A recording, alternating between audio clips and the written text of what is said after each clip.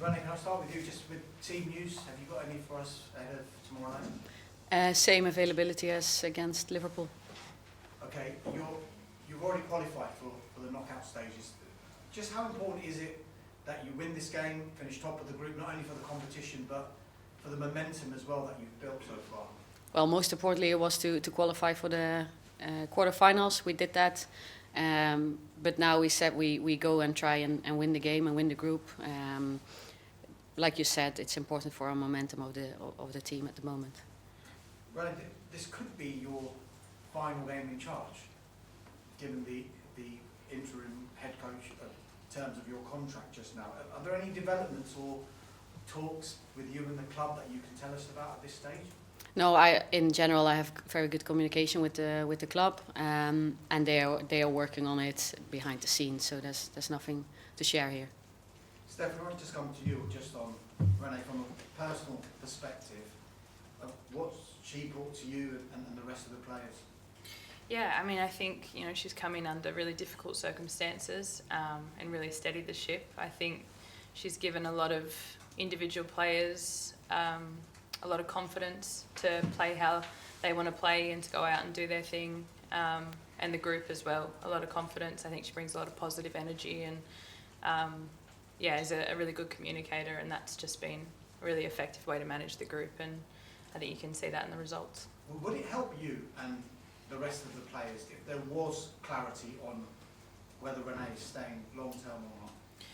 I mean, as a playing group, honestly, we're just focusing on game by game. She's our leader at the moment, and that's the position she's in, and she's done an incredible job, and I think she's also done a really good job of just focusing on the football and taking it one game at a time. So I think that's the way the group's working as well. We're just following her lead and focusing on whoever's our next challenge. Renee, just final one for me. I know there's only so much you can say about it, but given how you started and given what you're building, how desperate are you now to continue what you've started and what you've built? Well, I'm desperate for the team to be performing well and keep on performing well. And I think I've said it many times, but I want to bring it back to the players. I think there's been a shift in mindset, and I think they've been stepping up in many parts of what it means to be a footballer, so on the pitch, off the pitch, as a group, as individuals. So I think I want to bring it back to them, and they will stay together as a group, and they will have to keep on pushing this. And in whatever way or shape I can help, I'll be there to support. So I've done it in my role previously, and I want to keep on being a part of this team. Thank you. Thank you. Thanks very much. Yeah. Hi Renee, how are you? Good, thanks. How are you? Good, thank you. The stats will show that you've won nearly every game that you've been in charge so far. But can you explain to us the challenge you had when you took over from Jonas and what you've done to make this team nearly unbeatable now?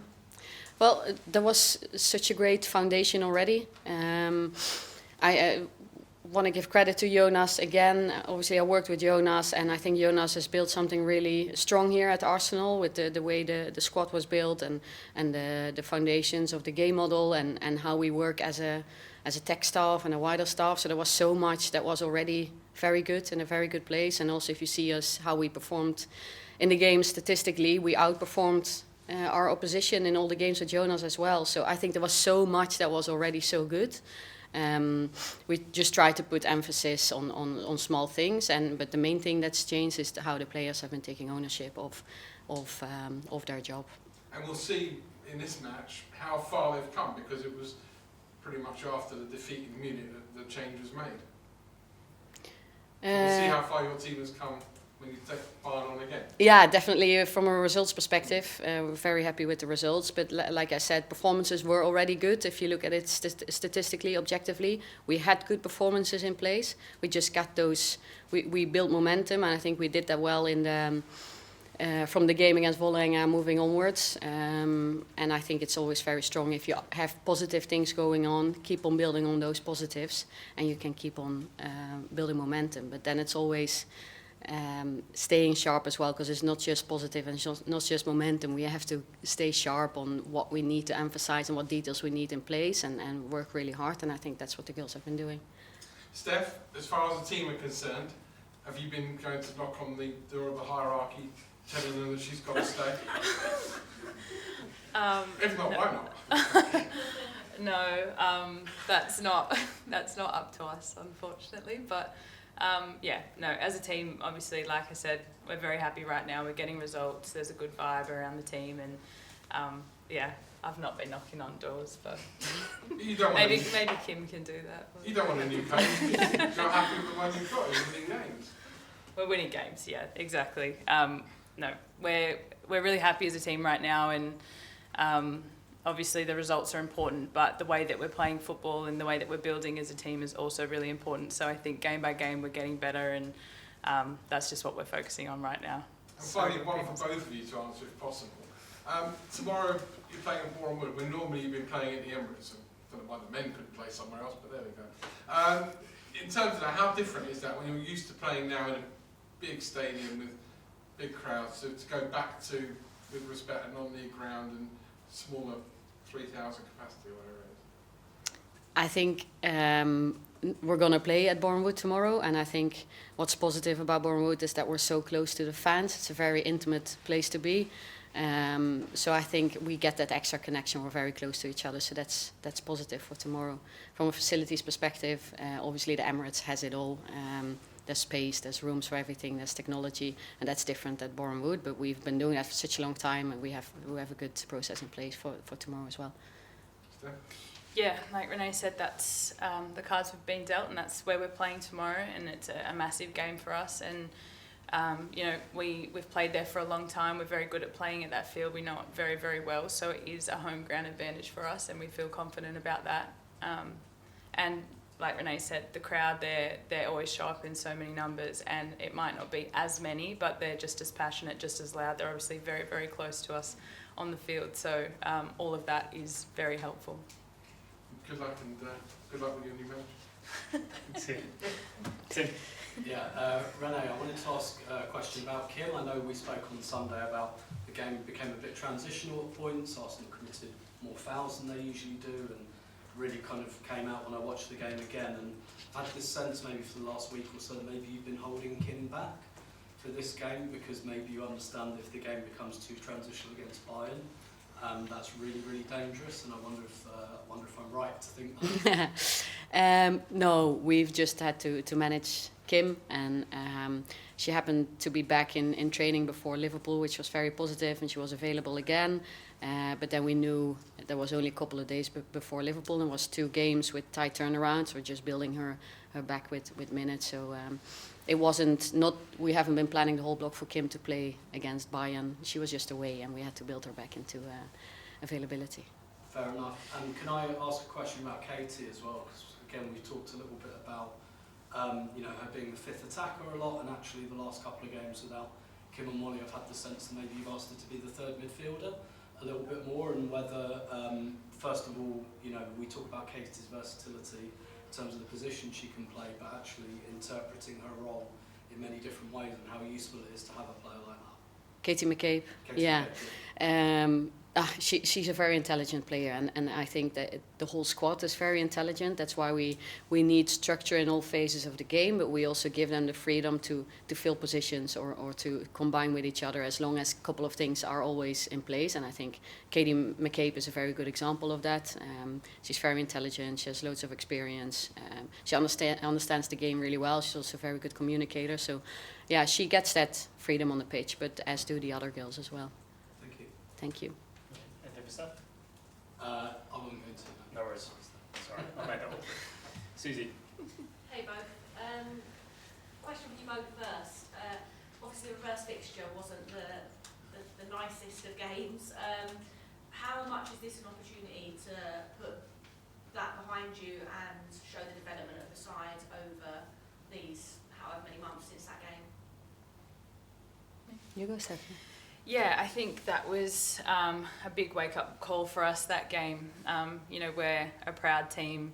We want to score goals, but we also want to keep clean sheets. That's something we want to do all the time. So that was, way too many goals conceded and just a poor performance for us in general. So it does give us a really good opportunity now that we've worked on the back of a lot of games here in a row now of keeping clean sheets. You know, we've tightened a lot of things, and we're in a good place, and we're feeling confident. So to take on a team like Bayern right now, which, you know, is one of the best teams in the world, you know, it's going to be tough, but I feel like we're in a good place right now to take on that game and to get a result, and that is our biggest aim. We want to finish top of the group, so, you know, we're going out there to win the game. Another one for you. I was on a call with FIFPro yesterday where they were talking about underloading and overloading of players, and one of the things they said was that they think the winter break is a very good thing, but the length of it is maybe a little bit too long, that players detrain after a couple of weeks and then it's hard to get back into the swing of things. Do you think there needs to be more done to like manage the rest periods that players get throughout a season in a more in a way that's more controlled around your sort of staying fit whilst also getting that regular break? Yeah, that's obviously a really tough one to manage, and I think every individual player manages their body and their load differently. I know for me, I like to keep ticking over. If I have a big chunk of time, then it's not always a good thing, but you can manage the way that you take that time as an individual.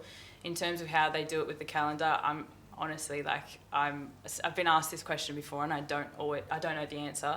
It's a tough one. I'm glad I'm not in charge of figuring it out, but I think at the moment the calendar is very busy for someone like me. I'm travelling back and forth to Australia a lot, so it's a lot of flying, a lot of games, and that does add up on your body. And there's obviously been a lot of talk about the injuries and stuff that have been going on in the women's game at the moment, but in terms of managing the calendar, I'm not sure how it works out, but in terms of our breaks, what we've got just needs to be managed, you know, by the club. We need advice on how to best handle each individual player, and I think that's the most important thing, is just getting it right for the individual. And Renee, how much do you, ahead of going back to the game tomorrow, how much do you focus on like your own performance versus stopping someone like Pernille Harder, who is obviously such a potent player? Well, it's about both. We always look at what we bring and what we need to do and what we're good at and how we are going to exploit them, but we also you need to be realistic. We also look at the opposition and what their strengths are. Every game is a game. You're going to go out and compete. I agree that Pernille Harder is part of their threats. As a team, they have certain threats as well. We've discussed most of it. We feel comfortable with understanding who Bayern is and what they do, what they have done previously, what they did against us in the away leg. But obviously they can come out and do something different. So we have to be on our toes. But I think we feel prepared as a team. Nice one, thank you both. Thank you. Susie. Helen. Yeah, first of all, Steph, just following on from stuff that Susie was saying, I wonder now that you've sort of made that centre-back role your own for the last quite a lot of games, how does that affect you physically and mentally, etc.? How do you prepare differently? Do you see the game differently? Yeah, definitely. I think, you know, when I first sort of make the transit, I've done it a fair bit in my career where I've changed from left back to centre back, and physically you definitely feel the difference in terms of high speed meters and sort of the amount of ground you're covering. But I think mentally it's a whole different game. I think at fullback the options you're given are quite limited a lot of the time, so it's all instinctual, whereas at centre back it's all about organising and it's about staying connected to everyone and sort of reading the game before everything happens. So that's sort of the challenge. Physically it's less load for me, so in a way it sort of, I feel fresher going into games and I recover quicker, so that's always a nice thing. But I think for me ultimately it's just whatever role that the team needs me to play, I'm ready for any of it. I'm playing fullback frequently with the national team. I've played wing back, centre back, whatever it is, whatever the team needs, I'm prepared for physically, mentally. In goal? Oh, absolutely. I No. feel like the no. No. Okay. But also, what do you look forward to in a game like this, a big game where there's a lot of noise around it and everything like that? How do you feel about it going into it? Yeah, it's a big game, but I think, you know, playing at a club like Arsenal, these are the moments you sort of wait for. As a footballer in general as well, these are the big games and the big moments that you play football for. And I mean, personally, I feel ready. As a team, I feel like we're very, very ready. So yeah, it's mostly I'm just excited. I've been, you circle these ones on the calendar, so I've been looking forward to it for a while, especially after how the last one went. So yeah, we're all focused, but there's a lot of excitement there too. So, and Renee, things that you're changing from the last time Arsenal played Bayern, what are the little kind of tweaks and things, and the things you're looking out for? Because they are quite a physical team, and they're very rapid when they suddenly just like attack on the break and stuff. And I just wondered if there are particular little tweaks in the team. Yeah, we've spoken about it this morning with the team. Obviously not going to give away the game plan in the press conference. No, that's right. No one's going to speak, no one's going to tell anyone. No, but one thing I could highlight is, for example, we concede from set pieces, and that's something we want to do better tomorrow. Okay, and how do you feel excitement-wise? I'm So very you look very calm. You look very calm. Yeah, well, not with it, no. It's I'm excited for the game. I think we've had so many different challenges as a team. The last two were the cold and the surface in Norway, and then we went from with a very short turnaround. We went to Liverpool, which is always a very hard game as well, another away game, and then we come now and we get to play against Bayern Munich, top of Europe, and see where we stand. So this is a new challenge that I look forward to. Brilliant. Hope you do well tomorrow. Thank you. Art. Hi, Steph. I was just going to ask about something you said in your first answer, which was about Renee giving individuals confidence, but also the group confidence. I was wondering, could you talk a bit about how she gave you, as an individual, confidence for this kind of spell of games? Yeah, I mean, I suppose coming in to play centre back, it's not my normal position, but I think, in the past I've sort of just played there if we've had injuries or to fill in. But I mean, at the moment I'm being picked to play there, and that builds confidence and it gives consistency, and it means I can sort of really hone the position and get my positioning, perfect, and build a partnership, with Leah and the players around me. And I think that as an individual gives you confidence and belief, and it just allows you to sort of settle into a role and to adapt to every different situation. Cheers. Renee, I know you've mentioned the foundations that Jonas had quite a lot in the last few weeks. One of them that kind of sticks in my mind is he mentioned third player runs quite a bit, and in the open training I heard look for the third player quite a bit as well. I was just wondering, how important are those angles when you're looking to be a bit more unpredictable against teams who might otherwise be an issue? Yeah, no, I think that's a principle that a lot of teams work with. So it's, we coach it on a page, and Jonas used it as a principle as well. No, I don't know, going back to the question, I think the foundation he built was really strong, and we still pick the fruits from that. So he's definitely still a part of it.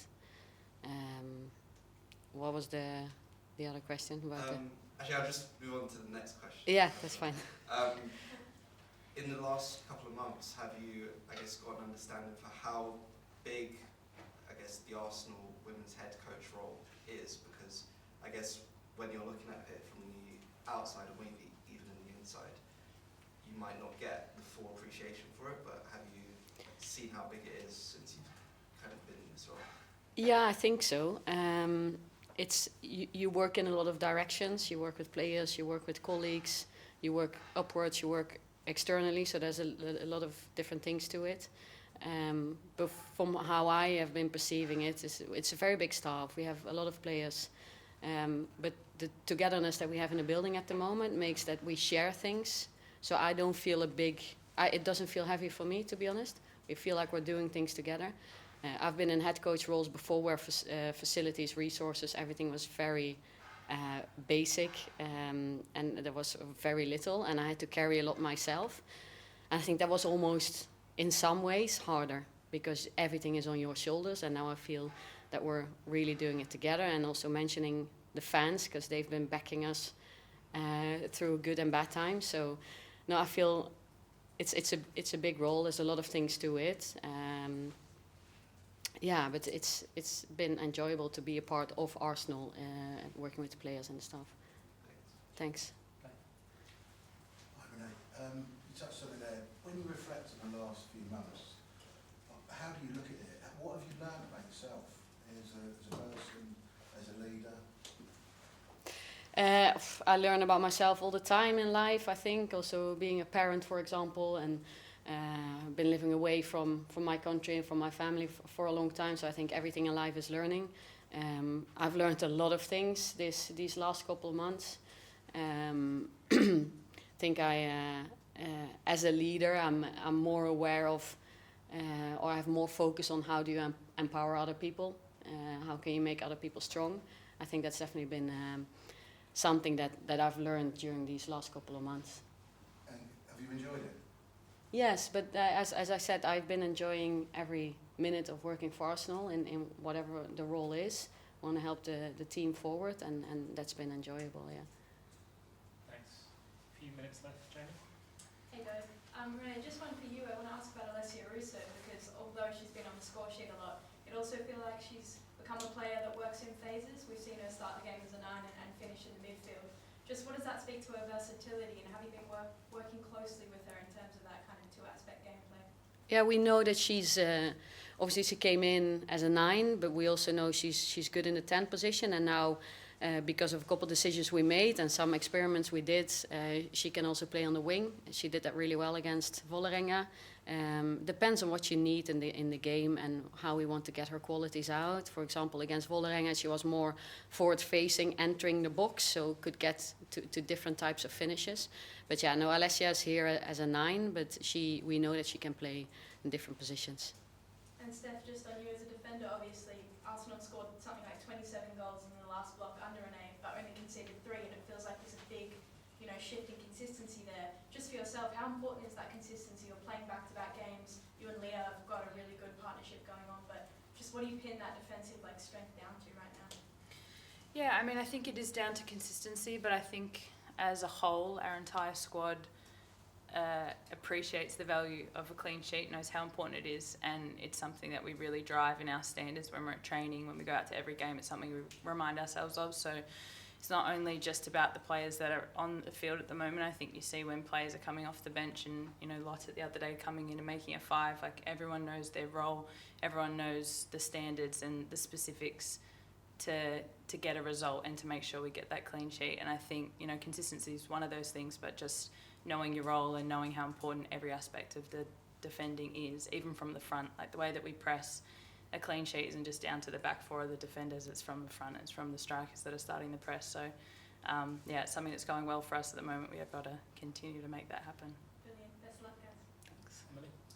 Hi, I just wondered what you made of the response to you coming in as interim manager. It seems very positive. You even had Matt Beard after the Liverpool game giving you positive feedback on your time at Arsenal. And can you understand why people might want you to stay on?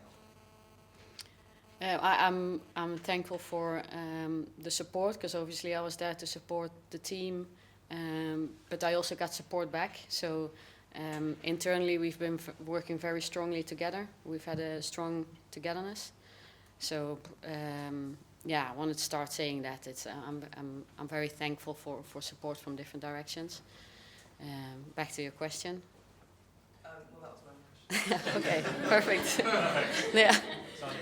It was just the one for you, Renee. Just given, obviously, looking back at that first leg result against Bayern Munich, and obviously the team now being unbeaten under you, how satisfying would it be for you in terms of the coaching so far, the standing role so far, to then wrap up an unbeaten run by seeing off Bayern Munich? No, it's something for the team. We have been doing really well, and we know it takes hard work to keep this momentum, and we know we have one more game left to play tomorrow. We want to give everything tomorrow, and the team wants to go and try to win that game. So it's all about the team.